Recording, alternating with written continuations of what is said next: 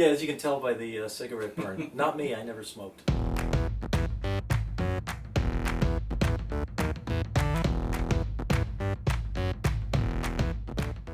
Okay, this is a dead stock 71, and I bought this bass several years ago just because I saw it and I said, look at the condition of the instrument. It's in great shape.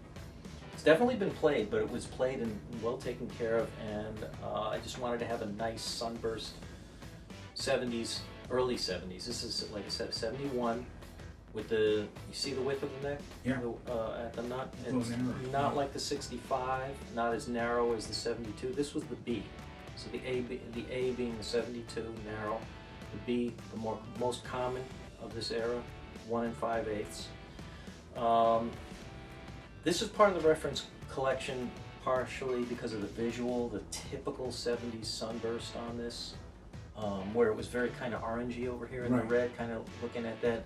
The beautiful pickguard. It's a really nice example. It had to sound good, of course. It's a great sounding bass, but I haven't spent a lot of time with it. Right. So I know it's a great sounding bass. It's not in my heart, in my head yet, this particular one, but I have to show it because it's just a nice example.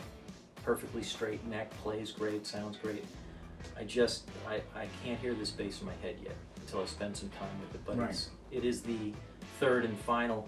The third and final P bass in my collection. Not final, but existing in my collection. And these are the original frets.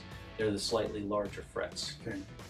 As Fender started to use back in about 68. They started the larger frets about 68. I have seen them in 67s as well, but 67, 68 was that transition from the little frets to the larger frets. Right. Now I'm noticing the Tort pickguard.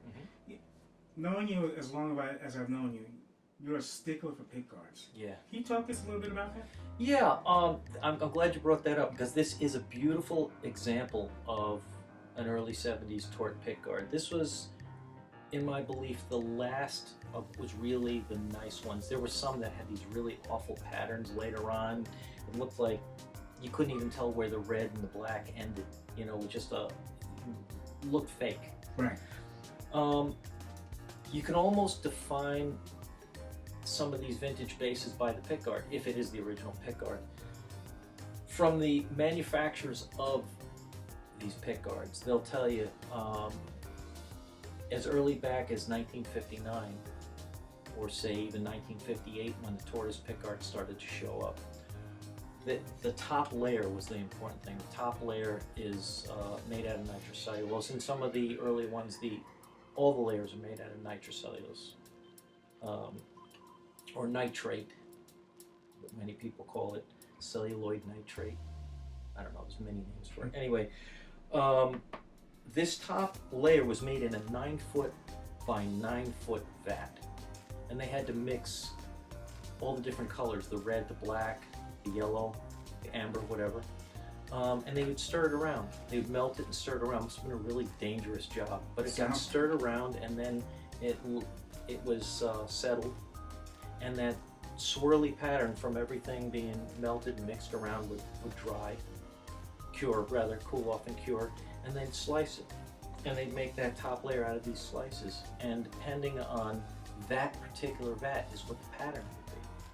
So once they ran out of it, and they had to start another block, could be years later, could be a different guy mixing it, the tortoise pickguards took on a look, a different look. Some people would say they like the early 60s ones. That's the ones I like. The early 60s ones were the nicest. Some of them looked faded, and they looked almost like on the 63 jazz bass. It's a very faded look.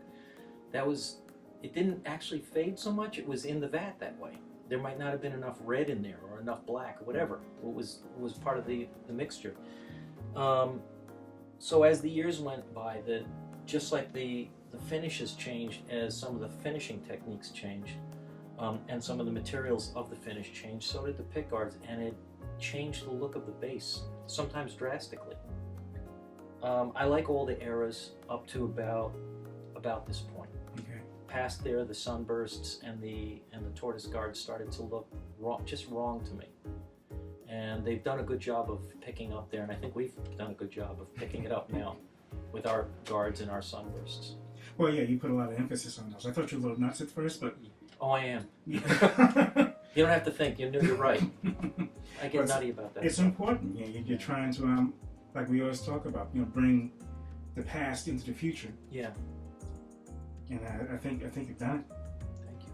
You know, this is beautiful to me. It is it's a 71. Mm-hmm. All right. It's the end to me that it ends the visual era.